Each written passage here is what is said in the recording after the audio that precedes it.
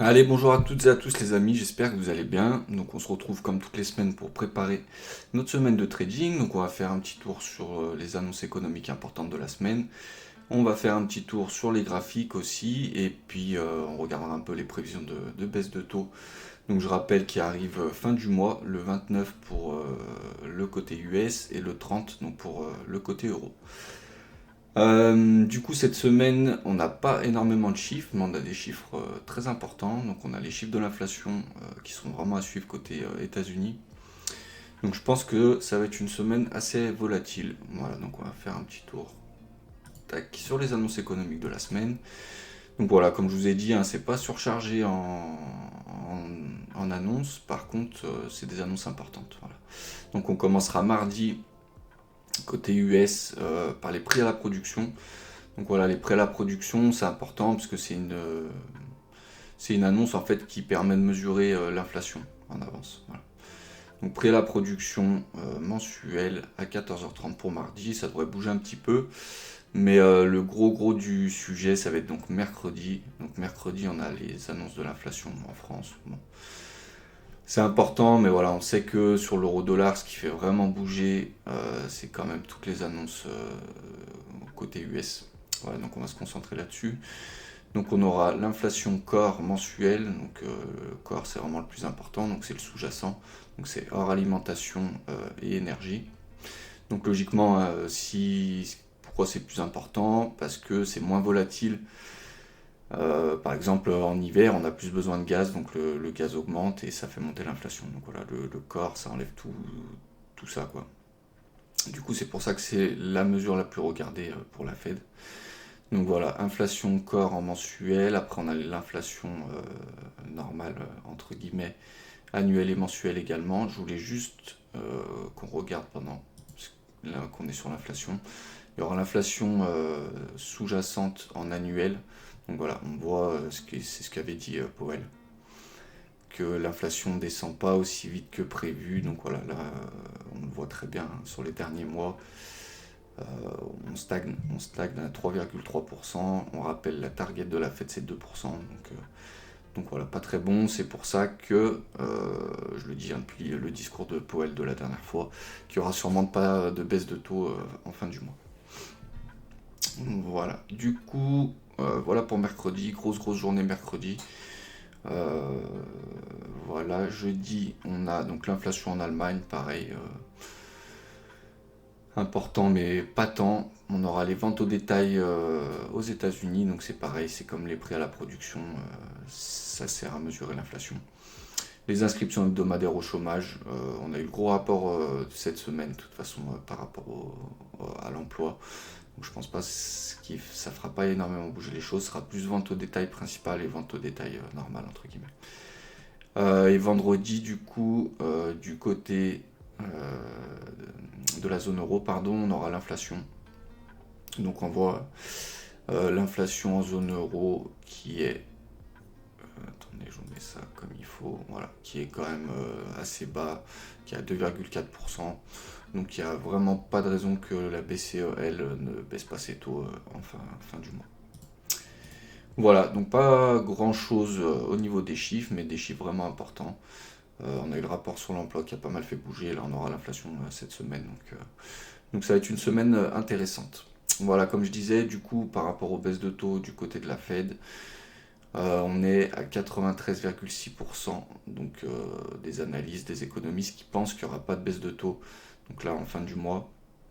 Donc ça c'est vraiment à surveiller tous les jours. Moi comme je vous ai dit j'aime bien surveiller juste après une annonce, par exemple juste après l'annonce la mercredi de l'inflation.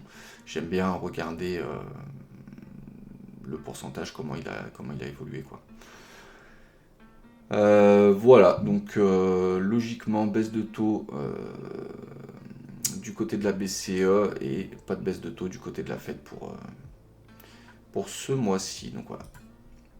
Ensuite, là on est sur les indices de monnaie, donc à gauche vous avez les indices de l'euro et l'indice du dollar qui est à droite. Hein. Donc on voit sur l'indice de l'euro, on est clairement baissier hein, depuis qu'on a cassé la trendline ici.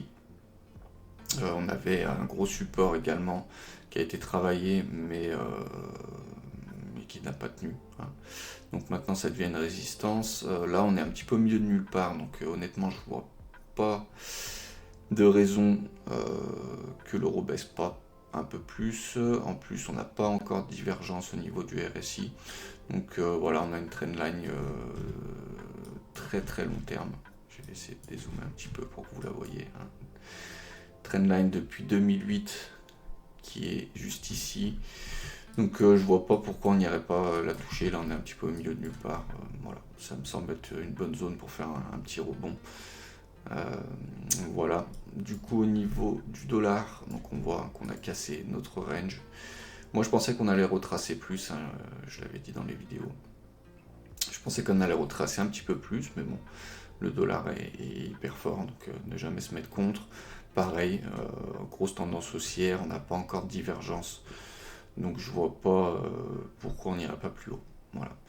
Donc quand on prend ces deux choses en compte, on voit l'euro baissier de toute façon par rapport à la baisse de taux et l'économie entre guillemets de la zone euro, quoi, qui est pas au top, donc qui a besoin un petit peu d'impulsion monétaire, hein. Donc la BCE qui devrait baisser ses taux comme on a dit.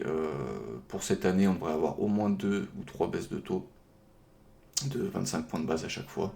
Donc on verra ce que dit Christine Lagarde, hein, en fin du mois. Et par contre pour la Fed on devrait avoir qu'une seule baisse de taux sur l'année, donc de 25 points de base logiquement, c'est ce que price le marché pardon, pour l'instant, mais qui devrait se faire plutôt en juin. Voilà, donc là on aura 2 réunions logiquement sans baisse de taux, donc qui devrait renforcer le dollar. Voilà, du coup on se retrouve sur notre graphique de l'euro-dollar. Moi je vous rappelle, je traite que ça sert à rien de s'éparpiller sur 50 paires de monnaie, ou voilà, vaut mieux se spécialiser dans un. On a largement assez de quoi faire de l'argent là-dessus. Donc voilà. Donc on a notre biais qui est baissier sur l'euro-dollar, donc fondamentalement parlant, hein.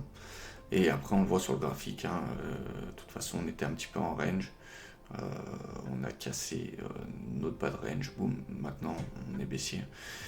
On est clairement baissier, pareil, pas de divergence à l'horizon, donc je vois pas pourquoi on n'irait pas plus bas. Là on est un petit peu au milieu de nulle part. Donc voilà, grosse résistance ici en weekly, je pense que ce sera la prochaine cible. Je vois pas pourquoi on n'irait pas. Voilà, donc là on était en weekly, on va essayer de se rapprocher un peu, là on est en daily. Donc on voit grosse tendance baissière, pas grand chose de plus à dire, à part qu'on a cassé le point bas, qui était le plus bas actuel, donc on confirme notre tendance baissière. Donc voilà, comme je le dis, je vois pas pourquoi on n'irait pas plus bas. Tac, en 4 heures ensuite. Donc voilà, moi je suis actuellement en trade. Sur euro-dollar.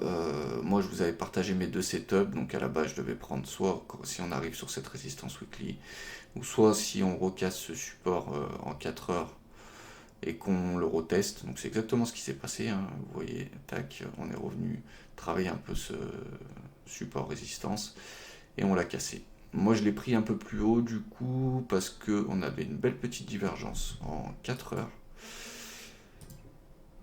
qui est juste là. Hop. Donc là on voit que ça baisse. Là on voit que ça baisse. Et là on voit que ça monte. Tac, donc ça fait un joli double top finalement. On avait les annonces, je ne me rappelle plus ce que c'était. C'était en début de semaine dernière. Bref, on avait une annonce qui allait tomber. Voilà.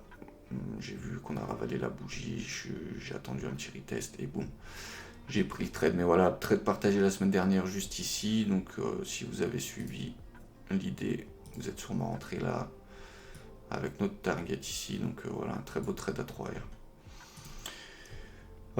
Par contre, pour re-rentrer là maintenant, je vous avoue que c'est un petit peu difficile.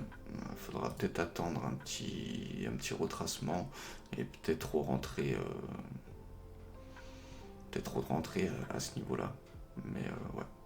Honnêtement, ouais, voilà, je vous avoue que le train est un petit peu passé, mais c'est pas grave, il y aura d'autres setups, vous inquiétez pas. Donc voilà, hein, toujours baissier sur l'euro-dollar. N'hésitez pas à me dire si vous voulez que je partage un petit peu plus mes trades, mes gains, mes bénéfices, par exemple à la fin de chaque semaine, à la fin de chaque mois. Voilà, j'hésite même à faire un petit défi avec vous, de prendre un compte propre firme et de le valider avec vous en vous montrant tous les trades, comment je prends mes décisions, voilà. Donc n'hésitez pas à commenter, à me dire un peu ce que vous en pensez, si ça vous intéresse que je fasse un petit peu plus de vidéos. Laisser un peu le fondamental entre guillemets de côté, mais vous montrer un petit peu plus en détail comment je prends les trades, la gestion des trades, la psychologie, etc. Voilà les amis, n'hésitez pas donc à vous abonner, à mettre un petit like, ça fait plaisir. Et on se retrouve donc dans la semaine, de toute façon tous les jours. Je fais un petit short pour vous dire les annonces économiques et comment ça a réagi. Allez, bonne semaine de trading, prenez soin de vous et faites attention les gars.